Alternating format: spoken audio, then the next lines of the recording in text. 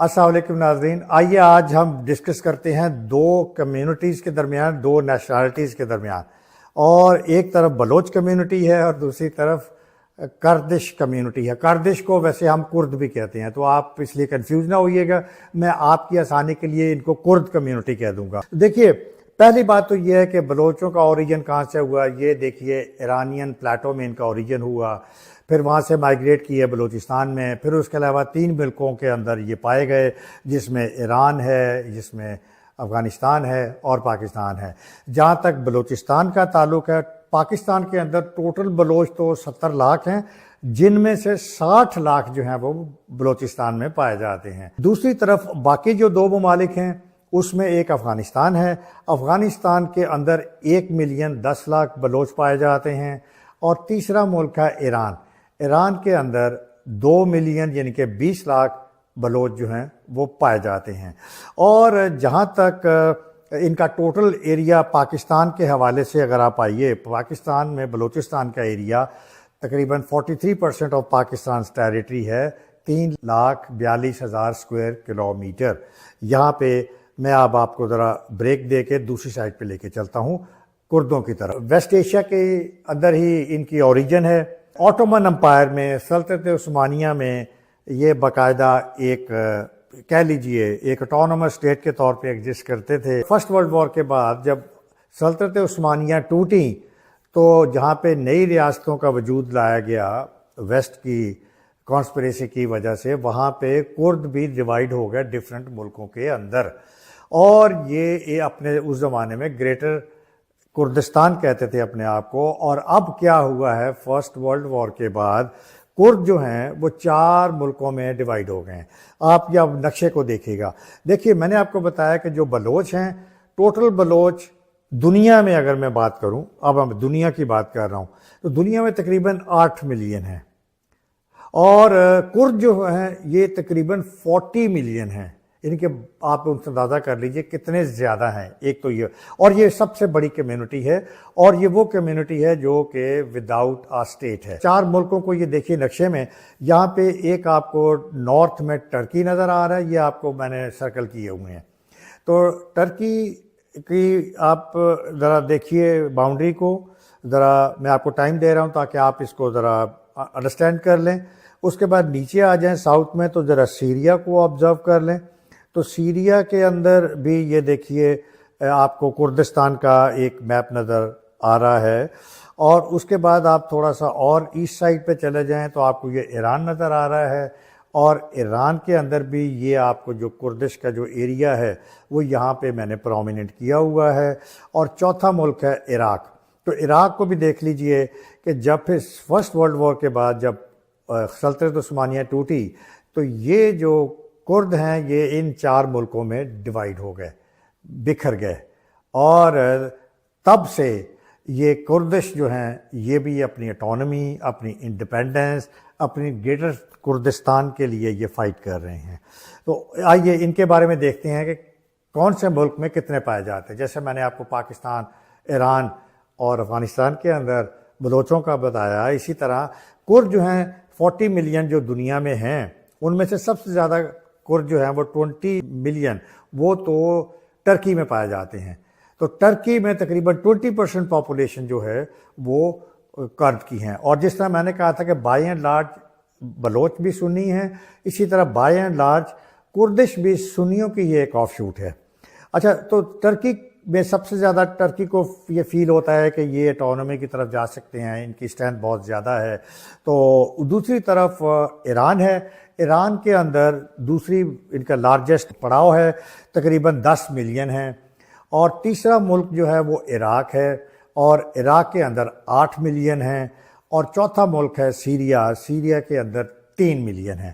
تو اس طرح سے یہ ان کی پاپولیشن ہے، یہ ان کی سیگریگیشن ہے۔ اور آپ ایک دفعہ پھر نقشے میں دیکھیے، سینٹر میں بنا ہوا ہے ایریا جس کو گریٹر کردستان مینشن کیا ہوا ہے۔ تو گریٹر کردستان کی باؤنڈریز آپ دیکھ لیجئے، انہی 4 ملکوں کے ساتھ Turkey, Iran, Iraq and Syria, ان کے ساتھ یہ جوائن کر رہے ہیں۔ اب آئیے دوسری طرف کہ اسٹارٹ آف نیشنلزم، بلوچوں کا نیشنلزم کب اور کیسے سٹارٹ ہوا، اور کردوں کا جو نیشنلزم ہے وہ کب اور کیسے سٹارٹ ہوا.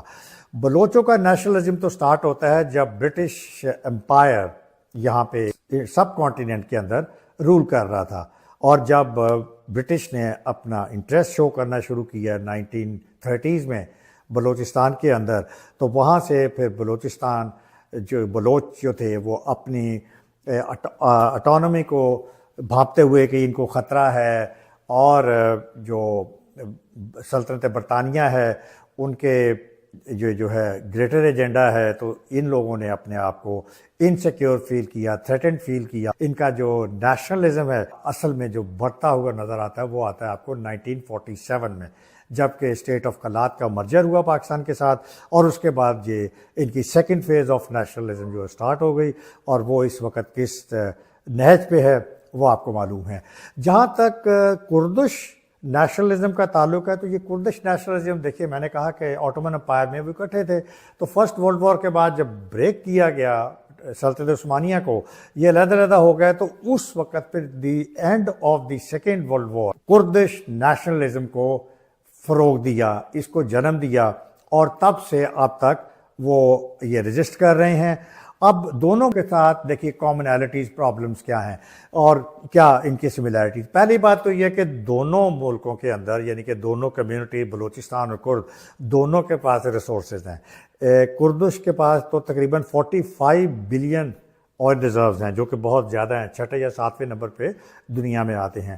پاکستان کے اندر بھی آپ کو پتہ ہے کہ گیس ہے, کرٹیکل منرل جو ہے اس کا اس وقت بات ہو رہی ہے. اس کے علاوہ اور جو منرلز ہیں بلوچستان کے اندر, اور آئل کے بارے آئل بھی کہا جاتا ہے. تو ایک تو ریسورس ریچ ہیں یہ دونوں, دوسرا یہ ہے کہ دونوں ماؤنٹینس ایریاز ہیں. اور کردش لوگوں کے بارے میں تو خاص طور پہ کہا جاتا ہے کہ دے لو مور دی ماؤنٹینز دین دا پیپل. تو وہ پہاڑوں سے زیادہ محبت کرتے ہیں کردش کے بارے میں. دونوں ماؤنٹینس ایریاز ہیں تو اس لیے ان کی جیوگرافیکلی تقریباً کچھ سملیرٹیز ہیں. تیسری بات یہ ہے کہ دونوں کے ساتھ جو اسٹیٹ ٹریٹمنٹ ہے دونوں کو ان کو آئسولیٹ کیا گیا ہے, سیگریگیٹ کیا گیا ہے. دونوں جگہوں کے اوپر جو بلوچ ہیں ان کو اسٹیٹ ریپریشن کی گئی, ان کو بروٹل کریک ڈاؤنز کیے گئے, ان پہ ہیومن رائٹ وائلیشنز وہاں پہ کی گئیں, اور وہاں پہ اور آپ کو ڈیٹیل معلوم ہے. اسی طرح کردش کے ساتھ بھی یہی ہوا کہ وہاں بھی ہر اسٹیٹ نے ان کو ریپریس کیا, ان کو بروٹلی ان کو ڈیل کیا, ٹیررائز کیا. خاص طور پہ صدام حسین کی مساکر تو بہت مشہور ہے عراق کے اندر, اس نے تقریباً 8-10 لاکھ جو کرد تھے ان کو مارے تھے. اور ٹرکی تو خاص طور پہ بہت زیادہ سینسٹیو ہے کیونکہ 20% پاپولیشن کردوں کی ہونے کی وجہ سے یہ ان کے لیے سیکیورٹی تھریٹس ہیں. یہ اٹانومی, یہ سارے ملک جو ہیں یہ سارے یہ اپنی اٹانومی یہ افورڈ نہیں کر سکتے کہ کرد سے علیحدہ ہو جائیں.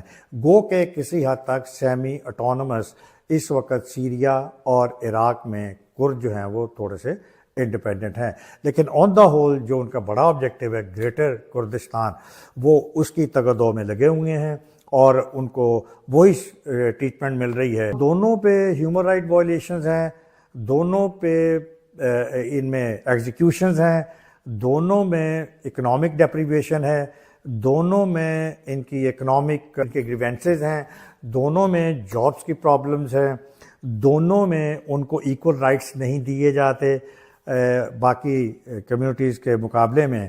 تو اس طرح سے یہ دونوں جو کمیونٹیز ہیں اپنی اپنی جگہ پہ یہ اپنی سروائیول کی جنگ لڑ رہے ہیں. تو افسوس کی بات یہ ہے کہ بلوچ بھی مسلم ہیں, کرد بھی مسلم ہیں, اور یہ جو ممالک ہیں یہ بھی مسلمان ہیں, لیکن اس کے باوجود اتنی زیادہ ڈسکریمنیشن ایک طرف بلوچوں کے ساتھ کیوں ہو رہی ہے اور دوسری طرف کردوں کے ساتھ کیوں ہو رہی ہے, اور یہ ریپریشن جو ہے, یہ جو ظلم ہے, یہ تشدد جو ہے, یہ کب تک جاری رہے گا. واضح رہے کہ دونوں کا ایجنڈا سیم ہے کہ ایک کہ بلوچستان میں دیکھیے 3 طرح کے گروپس پائے جاتے ہیں. ایک چاہتے ہیں جی گریٹر بلوچستان جس میں یہ تینوں ملک آ جائیں, ایک کہتے ہیں کہ نہیں ہمیں انڈیپینڈنس چاہیے پاکستان کے اندر, اور تیسرا گروپ ہے جو کہتا ہے کہ نہیں ہمیں آپ اچھی اٹانومی دے دیں. تو کردش جو ہیں وہ بہرحال اپنے طور کے اوپر وہ ایک ملک چاہتے ہیں, اور جس طرح سے وہ پہلے اکٹھے رہا کرتے تھے۔ اس کا سلوشن کیا ہے اور کس طرح سے اس کو سارٹ آؤٹ کیا جا سکتا ہے؟ دنیا میں انصاف تو ملتا نہیں ہے، دنیا میں ہر جگہ پہ ہیومن رائٹ جو پروٹیکشن کی کا پرچار تو ہوتا ہے، لیکن ہیومن رائٹ وائلیشنز ہر جگہ پہ جاری رہتی ہیں۔ ہیومینٹی جو ہے وہ اگنور کرتی ہے، جہاں جہاں جس بھی کمیونٹی کو ٹارگٹ کیا جا رہا ہو، بے شک وہ پیلسٹینینز ہوں، بے شک وہ غزہ کے باسی ہوں، بے شک وہ روہنگیا مسلمز ہوں، تو اور بے شک وہ کرد ہوں یا بلوچ ہوں، انٹرنیشنل کمیونٹی جو ہے وہ ڈمب ہے اس حوالے سے، یعنی کہ خاموش ہے اور انکنسرنڈ ہے۔ اجازت دیجیے گا، اللہ حافظ۔